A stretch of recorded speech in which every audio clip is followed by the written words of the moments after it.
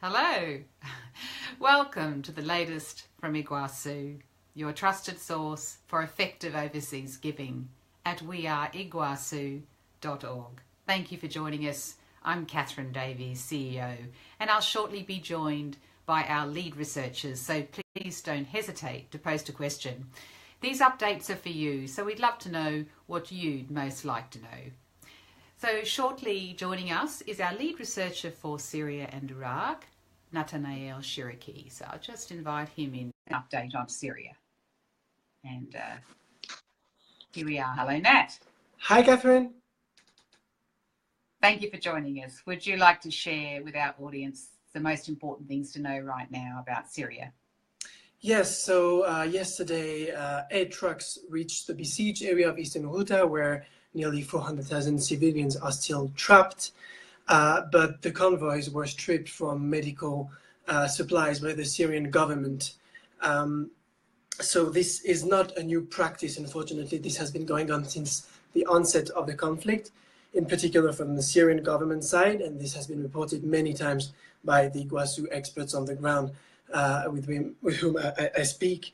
So typically a truck is stopped and food and or medical supplies are removed, and they will never reach the target population in need, in this case, the civilians of eastern Ghouta. The rationale used by the Syrian government for doing this is that they are trying to stop these medical supplies from being used by opposition fighters as opposed to civilians. So this sheds light on a very important, very crucial, but often overlooked aspect of humanitarian work in Syria, which is access negotiation. So it's actually very crucial because it's a very fragmented country, Syria, with several authorities ruling various parts of the country. So typically an NGO based in the zone controlled by the government and that wants to deliver aid to civilians in the zone controlled by opposition has to ask approval from the government very well in advance. This is similar for Turkey-based NGOs that want to deliver in northern Syria. So according to Iguacu experts on the ground, and some of them are high-ranking officials involved in this process, this is a very challenging and often very long process that can take months, regardless of how critical the needs are on the ground. It's very political, very bureaucratic, and very unstable. You're never sure aid can be delivered on the ground. So many last-minute cancellations have deprived civilians of much-needed aid. Besides, there are so many armed groups in Syria that you're never sure your convoy is not going to be stopped by militants that would remove food and medical supplies, likely to use them for themselves. So this is why the international community must show its support to the issue of access, if it is to support the people in eastern Ghouta. Thank you, Nat. I think you and I should have a conversation about a possible blog on how many Geneva Conventions have been broken in the Syrian conflict. Thank you very much for the update, and we'll speak to you next week. Speak to you next week. Bye, Catherine. Thanks, Nat. Bye. Well, next we'll be joined by our lead researcher on South Sudan and Central African Republic, Blondine Sidinier. Let me see if I can connect Blondine. One moment.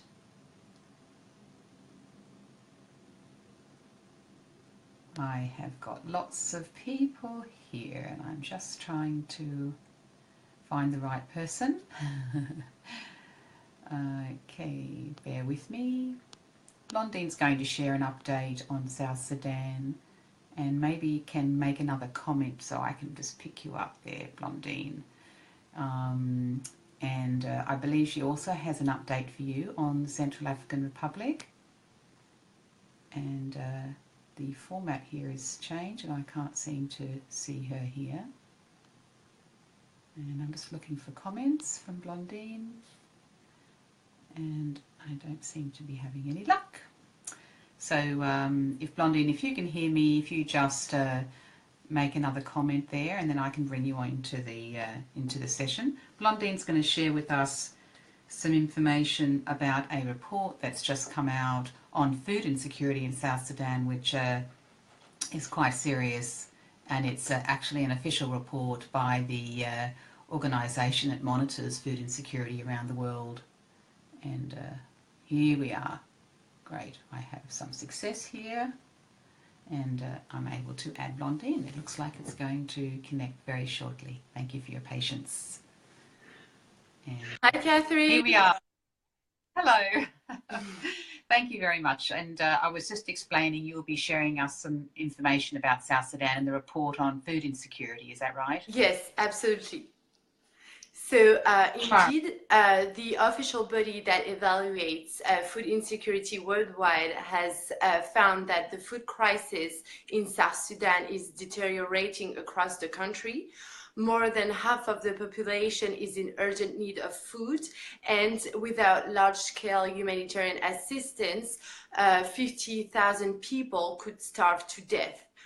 By May, the number of South Sudanese in urgent need of food will rise to 7 million. The lack of food in the country is a result of protracted conflict and displacement. Insecurity has prevented farmers from planting and harvesting their crops, and 4 million people have been displaced. And there was I remember there was a famine declared last year, is that right? Absolutely. In February 2017, a famine was declared in parts of South Sudan as 100,000 people were starving. After a few months, thanks to the humanitarian response, the country was no longer classified as experiencing famine. Okay. And do we know the latest with the peace talks, that they were ongoing? Well, they will resume in March because the second round of peace talks were convened in February. However, they ended in a stalemate because parties disagreed over security arrangements. So they will be convened again this month, and I will keep you updated on this issue. Thank you. Thank you. I'd love to know more about that, exactly the reasons. It sounds very euphemistic. Anyway, and what about Central African Republic? What's the latest there? It's good to know about.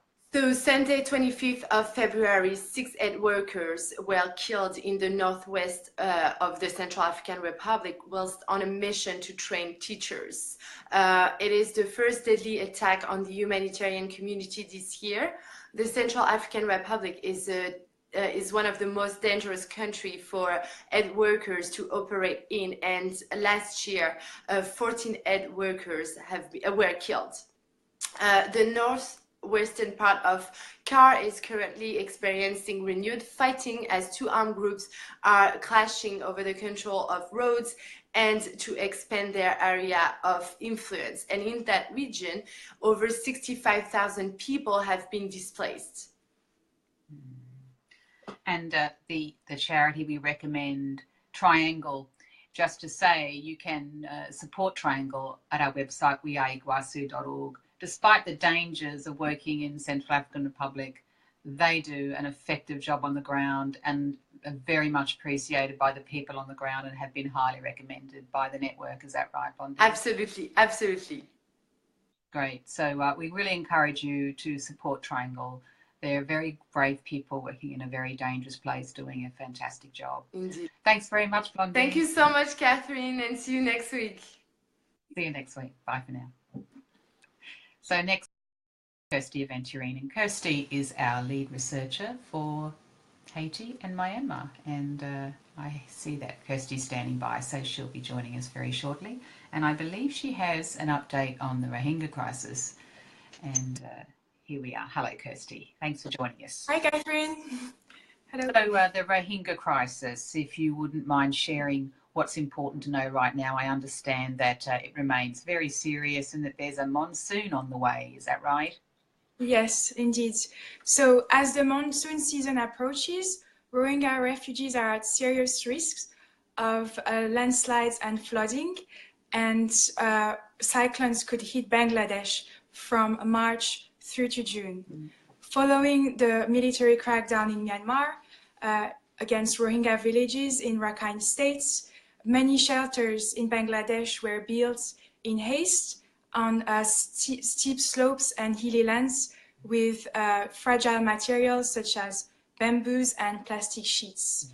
Humanitarian workers are scaling up efforts to mitigate the risks that the monsoon season will bring, but time is running out, and the UN has estimated that up to a third of shelters would be flooded.